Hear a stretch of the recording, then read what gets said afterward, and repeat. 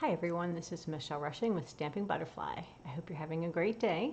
I thought I'd come on and put together a poinsettia card for you. I had posted a little survey a couple days ago regarding which card was your favorite, and a few people commented that they thought it was a really hard card to do or that it would take a while. So I thought we could make one together, and you can see that it's not as hard as it looks. So let's take a look at the card now. So I know the light kind of reflects a little bit. So this is the poinsettia in red and green foil with some silver, and then we use the plush paper in the back. So we're going to make a similar card tonight. We're going to change up the green cardstock a little bit. So I've done a little bit of pre-cutting, but not too much. So we have a standard card base. So this one is 4 1/4 by 11. And you'll see this one's a little bit darker. So this is going to be shaded spruce, and then before we used garden green. So there's our card base. We just cut our cardstock in half. I pre-trimmed a little bit of the plush paper. So this one you can see I made it a little bit wider, and it's a different pattern. So this one's the poinsettia foil, and this one has the leaves, the holly leaves and some berries. So that's going to go on there. I have a little extra strip of paper that we're going to stamp the sentiment in shaded spruce, since we're using the shaded spruce cardstock.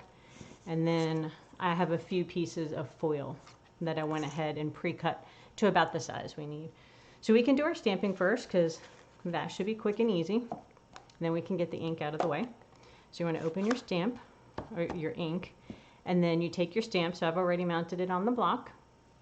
And since it's photopolymer, it's easier to see what you're doing. Oh, my paper's a little crooked. All right, so I've inked up the stamp. I like to flip it over and make sure there's good ink coverage. And then when you're stamping down, you want to make sure you're going straight down and straight up, kind of centering it on your cardstock. Now I like to leave it for just a couple seconds so the ink has time to transfer to the cardstock. And you want to push down consistently. The photopolymers are a little squishier than the orange rubber, so if you push too hard on one spot, your letters might bleed out a little bit. But that looks like it's a pretty good stamp. So we're going to go ahead and close our ink so I don't stick something else in there. Set that to the side, and we'll move our sentiment up here because we're going to do some die cutting next. Go ahead and clean this off on my Simply chamois. If you don't have one of these, it's amazing. It was actually purple when it started, but it's well loved. So I use that whenever I'm stamping. So I do a quick stamp. It's my quick cleaner. At the end, I use my Stampin' scrubber, the fancier one, but this is good as I'm going along, and I just keep it in a clear case. So we'll move that out of the way, move our stamp, and now we're going to do a little die cutting. So we're going to die cut the leaves, the little berry branch, and then the poinsettia. So let's move that guy up here out of the way. I'll show you the die cuts in the stamp set. So this is the stamp set. Now you could stamp these images and then die cut them out. But for ours, because the foil gives you such a pretty look, we're just going to skip the stamping altogether and just die cut the leaves, because it does a die cut and emboss. I don't know if you can see that. Yeah, you should be able to. So you can see that it embosses and die cuts at the same time. So one of the little tricks I have for using these dies, so if you just wanted the stamped image, there's this outline right here, and you would just stamp your image and use that to die cut it out. But since I want it to emboss at the same time, I put the embossed leaves in the center, and I ran a little piece of washi tape, which is that sticky tape that we have, and then it peels off and you can restick it on other things. So I've done that for all of mine because it makes it easier. I can line up the little bumps, and I have them good to go because I like the embossed look. This guy, I think we need this one, this one. All right, we're going to use just about all our die cuts. And there's not much left of this. All right, there's a few centers and things, but I don't think we're going to use that. There's 2 of these, actually. So if you needed to make 2, you can make them into their own little flower. But we're just going to use 1 on our big poinsettia. Let's move that out of the way. Get my big shot. Or actually, the Stampin' Emboss and Cut machine. I think we need a new name for that guy. So anyway. Now that we have the new machine, we do label it up. So Stampin' Up's machine, we've got some numbers on the plates. So they tell you, and they have a little picture, which is great. So you need to use the base plate, which is number 1. And we're using the thin dies. So you need a number 2, which is this little thin one. That goes on top. And then you need number 3, which are the clear plates. And mine have been used, they're well loved. So sometimes when you're using foil, you might want to use clean plates, or you could put a piece of computer paper between your plate and your foil so it doesn't put those imprints in it. But we should be good to go for now. We'll go ahead and go with this and see how it runs. So you always want to make a sandwich. Clear plate on the bottom.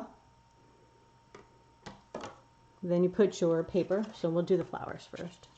So we'll go ahead and put our piece of foil on there. We're just going to run them all at the same time. Put that guy in there.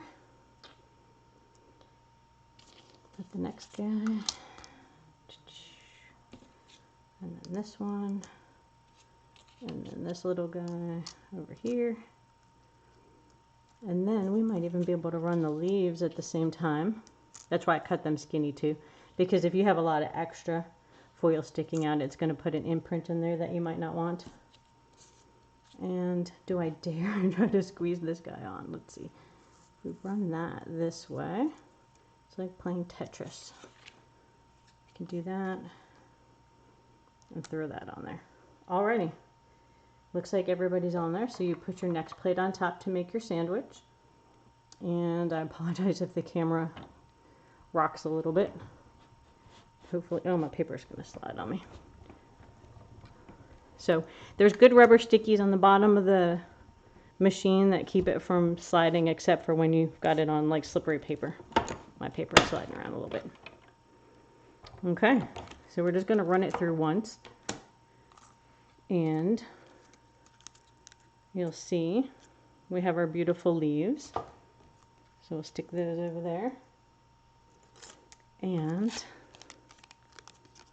pull this guy off. We're going to need our little Swiss Army knife of the crafting world, our take your pick tool.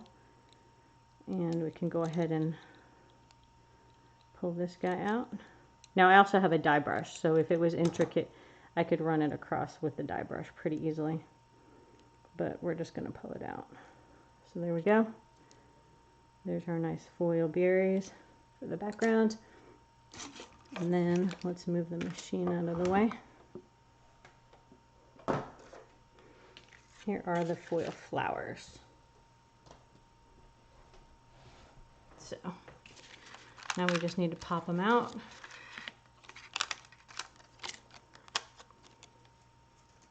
Set those aside. So these pop out pretty easy. Just peel them all out one at a time. Now on my card, I like, I'm going to mail it, but you're going to have to put extra postage because I like it pretty puffy. So I put dimensionals between each layer. If you wanted to keep it a little smaller and not as tall with your flower petals, you could use glue dots between each layer. But we're going to go ahead and use the dimensionals because I love those. So let's just get that guy started. All right, perfect. So look, we have all our pieces now. And this paper is just going to drive me crazy, so I'm just going to move it out of here. Goodbye. All right, so now we have our pieces. Maybe you can see those better, actually. And let's take out the finished card so we know what it looks like. So we're just going to layer all the pieces up. We need some dimensionals. So we have two sizes of dimensionals. We have the big one, so this is a new sheet. Obviously, I use them a lot. So this is the larger dimensional. And then there's some tiny ones. So here are the tiny ones, and they're little. And you can use the edges. So you can make your customizable size dimensionals. Once you use up the middle little dots, you can cut off the edges however you want to. Like I have a little fringe going on where I use those dimensionals. So if it was on cardstock, you could kind of use your bone folder to curl the leaves a little bit. But because it's foil, I'll probably just let it go. And I might just use my finger to give it a little curve to it. And we're going to build them. So ultimately, you're going to stack your leaves like this. Before I glue them, let me show you. So you're going to have all of these going on. And then your little center guy goes in there. So that's kind of how it goes. And it's pretty just like that. You could even use your glue dots, bend them a little, and glue it that way. But we're going to go ahead and use our dimensionals. So put one layer on. Again, I'm going to bend them a little bit.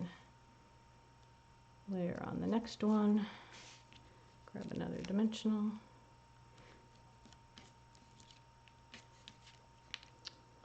Bend the next one. See, I try to do a little offsetting of the leaves so they kind of center up that way. And then this guy's a little bit smaller, so that's why I have the minis on. So it's probably better to do your mini glue dot on that one.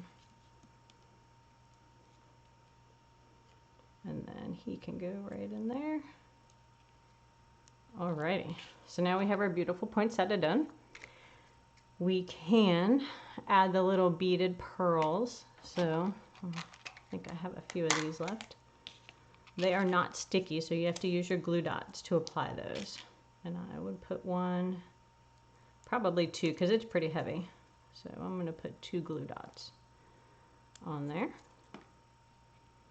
Center it in my flower. All right, now we have our gorgeous flower. And I love my glue dots, so we're going to use those instead of messing with the glue, because if you get liquid glue on your foil, it kind of gets sticky and it's hard to, the rubber eraser doesn't really help get it off.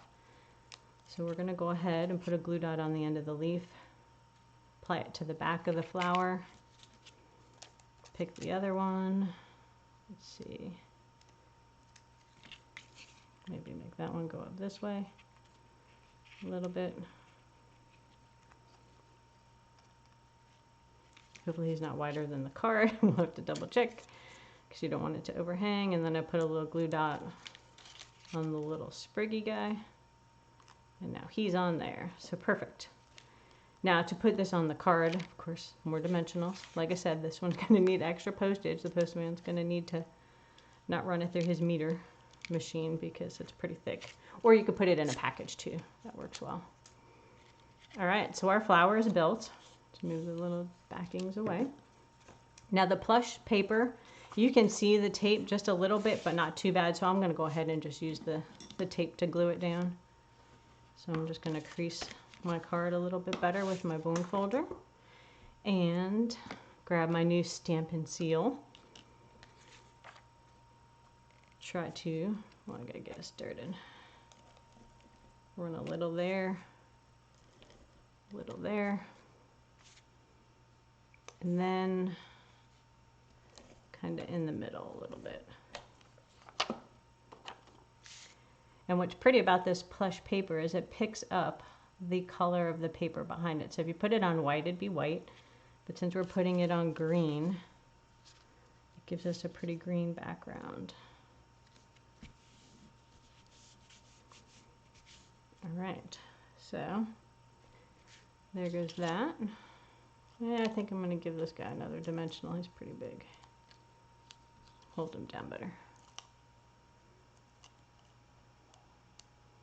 Alrighty.